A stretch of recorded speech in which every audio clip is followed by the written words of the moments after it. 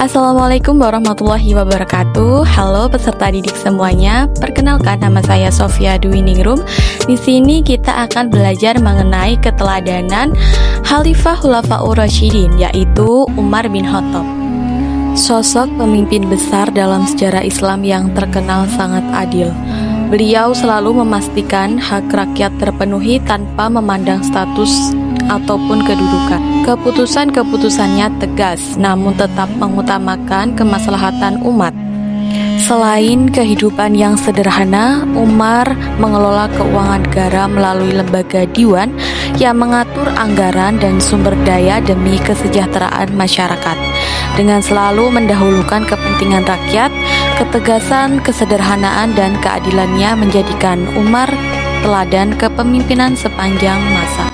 Baik, langsung saja kita masuk ke dalam materi pembahasan. Yang pertama yaitu biografi Umar bin Khattab. Umar bin Khattab lahir sekitar tahun 586 Masehi di kota Mekah. Beliau berasal dari suku Quraisy, tepatnya dari kalangan Bani Adi. Sebelum masuk Islam, Umar dikenal sebagai sosok yang kuat, tegas, dan sangat disegani. Suaranya lantang, tubuhnya tinggi besar, dan dia sering dipercaya menjadi wakil kaum Quraisy dalam urusan penting. Pada awalnya, Umar merupakan penentang dakwah Nabi Muhammad SAW. Namun suatu hari ia mendengar bacaan Al-Quran di rumah saudara perempuannya, yaitu Fatimah. Ayat-ayat itu menggugah hatinya hingga akhirnya Umar memutuskan untuk memeluk Islam. Peristiwa ini menjadi titik balik penting bagi dakwah Islam. Setelah masuk Islam, Umar menjadi pembela Nabi. Bahkan kaum muslimin semakin berani menampakkan keislaman mereka secara terbuka. Umar mendapat gelar Al-Faruq yang artinya pemisah antara kebenaran dan kebatilan. Setelah wafatnya Abu Bakar Asy-Syiddiq, Umar diangkat sebagai khalifah kedua pada tahun 634 Masehi. Beliau memimpin selama 10 tahun hingga wafat pada tahun 644 Masehi di Madinah setelah ditikam oleh Abu Lu'lu'ah. Yang kedua yaitu kepemimpinan Umar bin Khattab. Umar terkenal sebagai pemimpin yang tegas, adil, dan sangat memperhatikan keadilan sosial. Mari kita lihat beberapa ciri utama kepemimpinannya. Yang pertama, tegas namun adil dalam menegakkan hukum. Umar tidak membedakan rakyat miskin atau pejabat tinggi. Ketika anak gubernur Mesir berbuat semena-mena, Umar menegur dan menghukum secara adil. Ia juga membentuk sistem kodi atau hakim agar setiap perkara diputuskan secara objektif tanpa intervensi politik. Kedua, peduli kesejahteraan rakyat. Umar sering turun langsung ke lapangan untuk memastikan rakyatnya tidak kelaparan. Ia memperhatikan janda, yatim, fakir, miskin, bahkan penduduk non-muslim sekalipun. Inilah salah satu alasan kepemimpinannya sangat dikenang. Yang ketiga, membentuk lembaga administrasi negara atau Diwan. Karena wilayah Islam semakin luas, Umar membentuk sistem Diwan untuk mencatat gaji, tunjangan, dan administrasi negara. Keempat, menetapkan kalender Hijriah. Umar menetapkan Hijriah sebagai kalender resmi umat Islam berdasarkan peristiwa hijrah Nabi. Kebijakan ini sangat penting bagi urusan administrasi dan ibadah umat. Kelima, hidup sederhana dan rendah hati. Meski menjadi pemimpin tertinggi, Umar tetap hidup sederhana. Ia lebih memilih menjadi pelayan rakyat dibandingkan menikmati jabatan. Selanjutnya, peristiwa penting di masa pemerintahan Umar. Yang pertama, penetapan kalender Hijriah. Kemudian, pembentukan Baitul Mal. Yang ketiga, perluasan wilayah Islam. Yang keempat, pengangkatan kodi dan pemerintahan yang transparan. Kemudian keutamaan Umar bin Khattab. Umar termasuk ke dalam 10 sahabat yang dijamin masuk surga oleh Nabi Muhammad SAW. Umar merupakan sosok yang doanya sangat didukung oleh Rasulullah.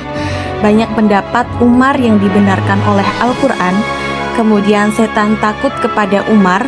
Dalam sebuah hadis yang sahih, Umar juga memiliki kedekatan yang sangat kuat dengan baginda Rasulullah. Selanjutnya, nilai keteladanan Umar bin Khattab. Ada banyak keteladanan Umar yang dapat kita tiru. Yang pertama, keadilan. Tidak membeda-bedakan, semua sama di depan hukum. Yang kedua, ketegasan. Berani menegakkan kebenaran meskipun pahit. Yang ketiga, tanggung jawab. Umar merasa dirinya akan dimintai pertanggungjawaban oleh Allah. Lalu, menghargai perbedaan pendapat. Umar tidak segan untuk menerima kritik. Selanjutnya, rendah hati, tidak sombong kepada orang lain. Dan yang terakhir, amanah. Setiap kebijakan yang dibuat untuk kepentingan bersama. Kemudian yang terakhir yaitu hikmah dan juga relevansi dalam kehidupan masa kini. Apa saja pelajaran penting yang bisa kita ambil? Yang pertama, pentingnya menjadi pemimpin yang adil dan amanah, baik di sekolah, organisasi, keluarga, dan dimanapun tempatnya. Kemudian yang kedua, kepekaan sosial. Seperti Umar, kita perlu peduli pada sekitar, terutama mereka yang membutuhkan. Yang ketiga, menghargai perbedaan pendapat. Yang keempat, menjunjung kejujuran dan integritas. Kejujuran adalah kunci sebuah kepercayaan. Dan yang terakhir, tanggung jawab dalam kepemimpinan. Generasi muda harus dibiasakan memikul amanah, disiplin, dan bekerja untuk kebaikan bersama. Nah, agar lebih termotivasi untuk bisa meneladani sifat dari Umar bin Khattab, mari kita simak video berikut ini.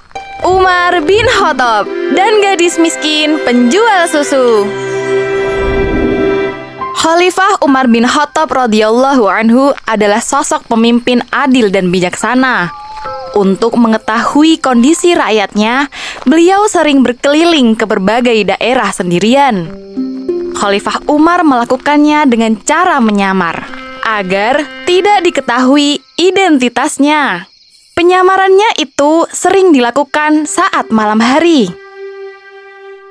Suatu malam, Khalifah Umar melihat sebuah rumah yang lampunya masih menyala, padahal rumah yang lain sudah gelap. Mengapa mereka masih belum tidur? Perlahan, Umar mendekati rumah itu. Ia khawatir orang yang di dalam rumah tersebut belum bisa tidur karena lapar. Sepertinya susu kambing menjadi sedikit karena sedang musim kemarau. Khalifah Umar mendengar percakapan antara seorang anak perempuan dengan ibunya. Ternyata mereka sedang bersiap untuk berdagang esok hari. Semoga padang rumput semakin subur ya, Bu. Aku harap kambing-kambing kita gemuk. Jadi susu yang kita dapatkan pasti lebih banyak dari ini.